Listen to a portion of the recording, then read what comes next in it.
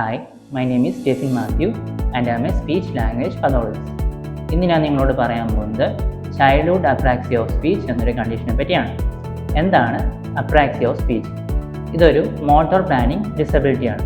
അതായത് ഇത്തരം കുട്ടികളിൽ സംസാരിക്കുന്നതിന് ആവശ്യമായിട്ടുള്ള ജോ, ടങ്, ലിപ്സ് എന്നിവയുടെ മൂവ്മെൻറ്റ്സ് കൃത്യമായി പ്ലാൻ ചെയ്യുന്നതിനും പ്രോഗ്രാം ചെയ്യുന്നതിലും ബുദ്ധിമുട്ട് കാണാറുണ്ട്.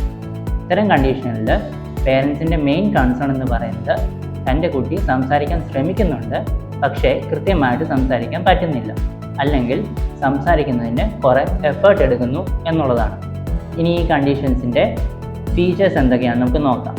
മെയിനായിട്ട് കാണപ്പെടുന്ന ഫീച്ചറാണ് ഇൻകൺസിസ്റ്റൻറ്റ് സ്പീച്ച് എറേഴ്സ്. അതായത് ഒരേ സൗണ്ട് തന്നെ പല തവണയായിട്ട് പല സമയത്ത് നമ്മൾ പറയിക്കുമ്പോൾ പല എറേഴ്സ് ആയിട്ടായിരിക്കും ഇവർ പറയുന്നത്. മറ്റൊരു ഫീച്ചറാണ് ഗ്രോപ്പിങ്, അതായത് തപ്പിത്തടയൽ. ഒരു സൗണ്ട് ഒന്ന് പറയുവാൻ, ഒരു വാക്കൊന്ന് പറഞ്ഞു തുടങ്ങുവാൻ അവർ കുറേ എഫേർട്ട് എടുക്കുന്നതായിട്ട് നമുക്ക് കാണാൻ കഴിയും.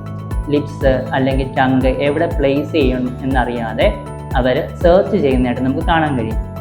പിന്നെ ഒരു ഫീച്ചറാണ് ഇൻഅപ്രോപ്രിയേറ്റ് റിതം അല്ലെങ്കിൽ ഇൻറ്റോണേഷൻ. അതായത് ഇവർ സംസാരിക്കുന്നതിന് ഒരു താളമോ ഈണമോ മെയിൻറ്റെയിൻ ചെയ്യാൻ ഇവർക്ക് സാധിക്കില്ല. ഒരു സ്പീച്ച് തെറാപ്പിസ്റ്റിൻ്റെ സഹായത്തോടെ ഈ കണ്ടീഷൻ ഡിഫറൻഷ്യലി ഡയഗ്നോസ് ചെയ്യുകയും പ്രോപ്പറായിട്ടുള്ള റീഹാബിലിറ്റേഷൻ കൊടുക്കുന്നതിലൂടെ ഇവരുടെ സ്പീച്ച് ഇംപ്രൂവ് ചെയ്യാൻ നമുക്ക് സാധിക്കും.